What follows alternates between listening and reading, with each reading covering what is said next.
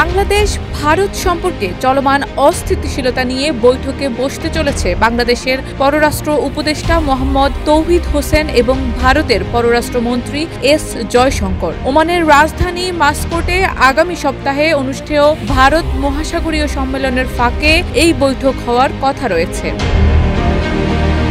বৈঠকে দুই দেশের সম্পর্কে যেন অস্থিরতা আর না বাড়ে সে বিষয়ে বার্তা দিতে পারে বাংলাদেশ। পরিকল্পিত এই বৈঠকটি নিয়ে এমন আভাস দিয়েছে কূটনৈতিক সূত্রগুলো। মাস্কটে 16 থেকে 17 ফেব্রুয়ারি অনুষ্ঠিত হতে যাচ্ছে 8ম ইন্ডিয়ান ওশান কনফারেন্স, যা ভারত মহাসাগরীয় সম্মেলন নামে পরিচিত। ওমানের পররাষ্ট্র মন্ত্রণালয়ের সহযোগিতায় ভারতের নয়াদিল্লি ভিত্তিক গবেষণা প্রতিষ্ঠান ইন্ডিয়া ফাউন্ডেশন এই সম্মেলনের আয়োজন করছে। সম্মেলনে যোগ দেওয়ার জন্য গত মাসে বাংলাদেশের পররাষ্ট্র উপদেষ্টাকে আমন্ত্রণ জানান ভারতের পররাষ্ট্রমন্ত্রী।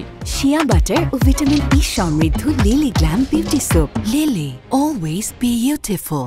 এটি তৌহিদ জয়শঙ্করের দ্বিতীয় বৈঠক হতে চলেছে। এর আগে গত বছরের সেপ্টেম্বরে জাতিসংঘ সাধারণ পরিষদের অধিবেশনের ফাঁকে যুক্তরাষ্ট্রের নিউ ইয়র্কে তৌহিদ হোসেন ও এস জয়শঙ্কর প্রথমবার আলোচনায় বসেছিলেন। সে সময় বাংলাদেশের পরিবর্তিত রাজনৈতিক প্রেক্ষাপটে নিউ ইয়র্কে তৌহিদ হোসেন ও এস জয়শঙ্করের মধ্যে আলোচনা হয়। আলোচনায় দুই দেশ পারস্পরিক স্বার্থ সংশ্লিষ্ট বিষয়ে সম্পর্ক এগিয়ে নিতে সম্মত হয়েছিল, কিন্তু সম্মতি অনুযায়ী কোনো পদক্ষেপই নেয়নি ভারত। বরং যখন বাংলাদেশে সংখ্যালঘু নির্যাতনের অভিযোগ ঘিরে ভারত থেকে অপপ্রচার প্রবাহ কমার কথা, তখন সম্পর্কে নতুন করে তিক্ততা বাড়ান দেশটিতে অবস্থানরত শেখ হাসিনা।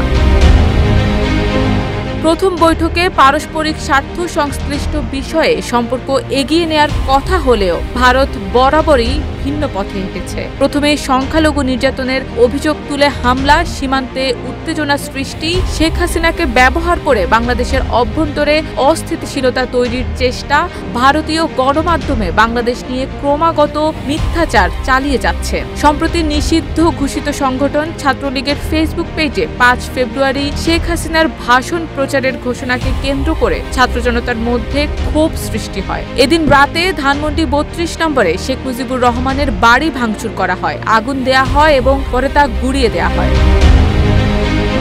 এ বিষয়ে বাংলাদেশের অভ্যন্তরীণ বিষয়ে ভারতের হস্তক্ষেপকে ভালোভাবে দেখার কোনো সুযোগ নেই জানিয়ে পররাষ্ট্র মন্ত্রণালয়ের কর্মকর্তারা বলেন, এগুলো বন্ধ করার আহ্বান জানাবে ঢাকা। ভারতে থাকা পলাতক কোনো অপরাধী যাতে সেখানে বসে বাংলাদেশে অস্থিতিশীলতা সৃষ্টি না করেন সেই আহ্বানও জানানো হবে। তবে এমন পরিস্থিতিতে পরিকল্পিত এই বৈঠক কেমন হতে পারে, বৈঠকের পরে আদৌ কোনো পরিবর্তন হবে কিনা, তা এখন সবথেকে বড় প্রশ্ন।